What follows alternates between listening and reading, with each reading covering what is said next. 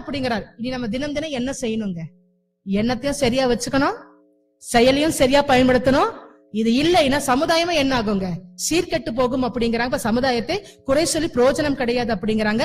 அப்ப விளைவு எப்ப வருங்க? ஒண்ணு, செயல் செய்த நபருடைய வாழ்க்கையிலயும் விளைவு அனுபவிக்கலாம். அப்படி இல்லைன்னா யார் அனுபவிப்பாங்கப்பா? ஆமா, அவங்க செய்வாங்க, நான் அனுபவிக்கணுமா? சொத்தெல்லாம் கொடுக்கலன்னா வாங்கிப்பேன், கேஸ் போட்டாது வாங்கி வச்சுப்பேன். ஆனா இதெல்லாம் பதிவெல்லாம் வேண்டான்னு ஓடுவோம். ஓடினாலும் துரத்தும். 7 தலைமுறைக்கு வரும் அப்படிங்கிறாங்க. இது ஏத்துக்க முடியுதாப்பா உங்களால? முன்னோர்கள் செய்தாங்கன்னா நாம அனுபவிக்கணுங்கிற கருத்து உங்களால ஏத்துக்க முடியுதா? நிறைய பேருக்கு ஜீர்ணிக்க முடியல இல்லையா? ஆனா இந்த உண்மையை நீங்க புரிஞ்சுக்கோங்களேன். எல்லா கிளாஸும் சொல்ற உதாரணம் தான். இந்த உதாரணத்தை வரை எனக்கு அந்த உதாரணம் தெரியல. ஒரு நாட்டுக்கு போறீங்க, விசா வாங்காம போக முடியுமா? முடியாது. விசா வாங்கிட்டு போறீங்க, விசாக்குன்னு ஒரு காலகட்டம் இருக்கும் இல்லையா? நீங்க வேலையோட போறீங்க, விசா காலம் முடிஞ்சிருச்சுங்க, வேலை முடியல, வாய்ப்பு கிடைச்சா நீங்க என்ன பண்ணுவீங்க? எக்ஸ்டெண்ட் பண்ணுவீங்க.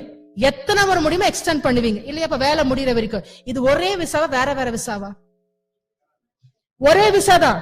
எழுதுறதுக்கு இடம் இல்லைன்னு வேற பேப்பர் எடுத்து நான் எக்ஸ்டெண்டட் அப்படின்னு சொல்லிட்டு எழுதி கொடுக்குறேன். ஒரே விசா தானப்பா.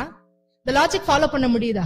இந்த உலகத்துக்குள்ள நான் வரேங்க, எனக்கு எக்கச்சக்கமான ஆசை, நிறைய தப்பு பண்றேன், இந்த உடம்புக்கு விளைவு அனுபவிக்கக்கூடிய அளவுக்கு இன்னும் வரல, ஆற்றல் வரல.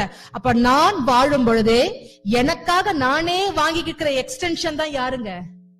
என் குழந்தை. இந்த லாஜிக் புரியுதாப்பா? நானே எனக்காக இருக்கும் பொழுது, வாய்ப்பு கிடைக்கும் பொழுது வாங்கிக்கிற எக்ஸ்டென்ஷன் தான் யாருங்க? என் குழந்தை. அப்ப நானும் என் குழந்தையும் வேற வேறையா? என்னால முடியாததுனால நானே என் குழந்தையா எக்ஸ்டெண்ட் ஆகி நிக்கிறேன். அப்ப நானும் என் குழந்தைய ஒண்ணுன்னா நானும் என் முன்னோரும் யாருங்க? ஒன்னே தானே. அப்ப முன்னோர்களாக இருந்த பொழுது செய்ததும் யாருங்க? நானே தான். அதற்கான விளைவை இந்த உடம்புக்குள்ள அனுபவிக்கிறது யாருங்க? இதுக்குதான் உங்க ஜாதகத்துல எழுதி இருப்பாங்களாமா, ஜனனி ஜன்ம சௌக்கியானாம் பதவி பூர்வ புண்ணியானாம்னு எழுதி இருக்குமா.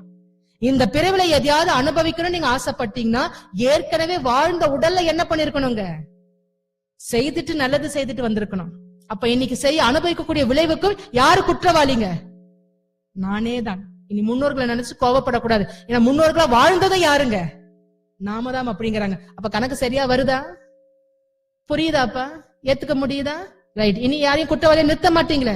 குற்றவாளி யாருப்பா? நாம தான். அப்ப அவங்க குற்றவாளின்னா நாளைக்கு உங்களுடைய பிள்ளைகளுடைய விதியை யார் தீர்மானிச்சுக்கிட்டு இருக்கிறா?